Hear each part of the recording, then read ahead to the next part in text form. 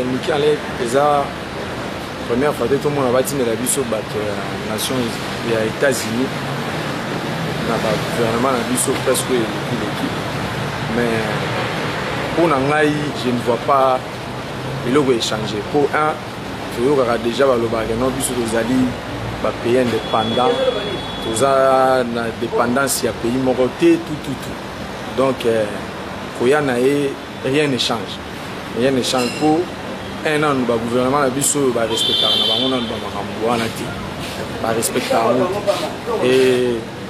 et puis bateau non bazana gouvernement bazana nous pour aider les chefs de l'état donc ba ko respecter na loro moroté rien ne va changer pour ba ya déjà ezamba liboso.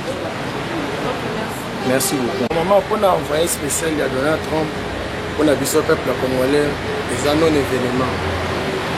Destin peuple congolais, les gens congolais. Pour le moment, pour la marambo la politique, le peuple congolais a besoin de en mai le 31 décembre. Donald Trump a tinda mututé. L'Union africaine a tinda même à l'Union africaine a ce qu'a tindité. Peuple congolais a besoin de tout le monde à l'époque, il y a présent. Asinaki envoyé spécial na yawa oyo mofi à la mer Mende a insultaki na aéroport échanger le côté de l'eau Obama le la pouvoir quand ce qui trompe atindi muvinde et au changer situation à Congo situation à peuple congolais et ça na maboko na biso moko le 31 décembre côté les auto réclamer vraie démocratie en mboka na biso. Ouais on a ngai ko décanter c'est un élément positif aussi hein.